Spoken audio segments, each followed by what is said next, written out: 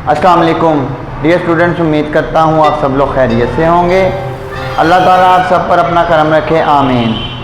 बच्चों, आज का जो हमारा टॉपिक है वो है मोमेंटम और इम्पल्स के रिलेटेड। और जो बोर्ड पॉइंट ऑफ व्यू से अगर इस क्वेश्चन की बेटा बात की जाए तो very very important board question है ये, और इसके चांसेस होते हैं बेटा कि ये वाला क्वेश्चन बोर्ड में आ जाए। तो बेटा let's come to our topic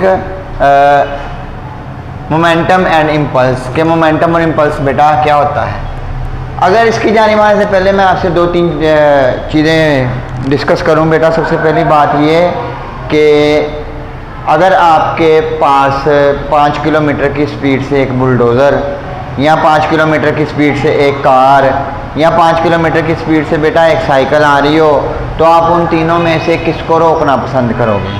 तो यही मिसाल को लेकर बेटा अभी हम चलते हैं कि consider a bicycle and heavy truck moving with some velocity, के वो कुछ वेलोसिटी के ज़रिए मूव कर रहे हैं। जैसा बेटा आप देख सकते हो कि एक साइकिल है और एक ट्रक है, both are moving with some velocity. Which one can be stopped easily, दोनों में से बेटा कौन इजीली स्टॉप्ड होगा? ठीक है, अब ये ज़्यादातर जवाब यही देंगे कि हम साइकिल को रोकेंगे, बट अगर फिजिक्स की रूल से बात की जाए तो it depend upon the speed of moving body के, मूविंग बॉडी की स्पीड के ऊपर बेटा ये डिपेंड करेगा।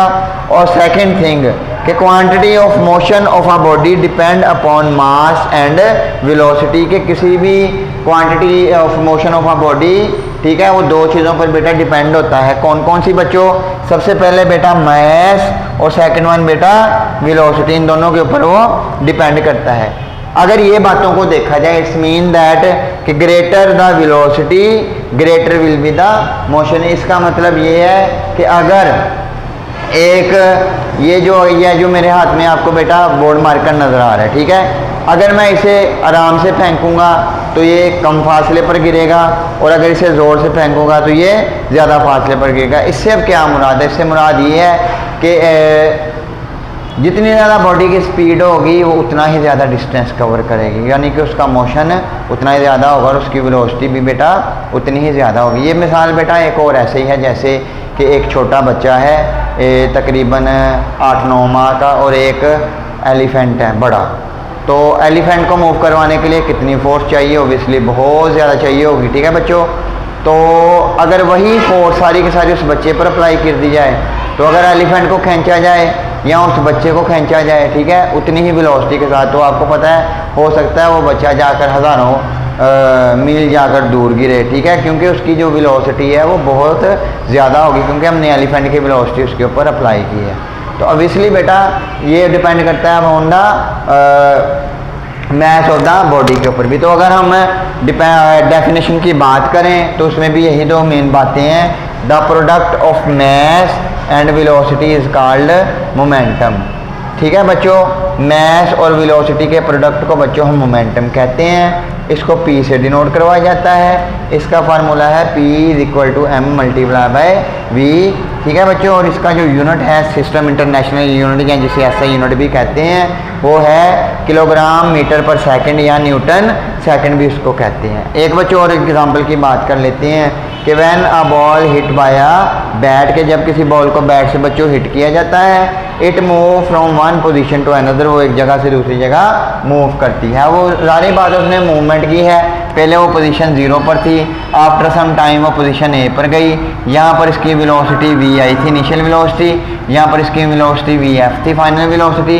The initial velocity is vi of that ball and the final velocity is vf। सो इसके दरमियान बेटा जो एक्सेलरेशन का फिनोमिना, जारी बात है कि कुछ ना कुछ टाइम भी तो लग रहा है, जारी बात है एक्सेलरेशन भी प्रोड्यूस हो रही है, वेलोसिटी अगर प्रोड्यूस हो रही है तो हमने एक्सेलरेशन की डेफिनेशन पढ़ी है कि rate of change of the velocity with respect to time is called acceleration. बेटा हमने ये वाली एक्सेलरेशन की बात की थी, लेकिन क्योंकि यहाँ पर टाइम का जिक्र हो गया है कि वो with respect to interval of time के हिसाब से बॉडी मूव कर रही है, जिसकी वजह से मैंने यहाँ पर डेल्टा टी लगाया है। तो आपको पता है कि ये वाली चीज़ को चाहे ऐसे लिख लो तो A is equal to delta V over T, इसको इक्वेशन नंबर 2 कह लो। एज वी नो दैट हमें न्यूटन का सेकंड लॉ पता है F is equal to M A.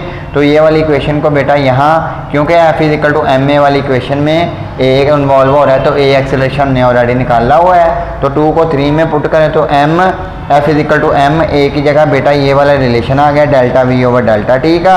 तो डेल्टा वी को हम V F minus V I भी लिख सकते हैं। और बच्चों ये टी इस फोर्स के साथ मल्टीप्लाई हो रहा है ऊपर जाकर, और सॉरी डिवाइड हो रहा है इसके साथ, फोर्स के साथ जाकर मल्टीप्लाई हो जाएगा।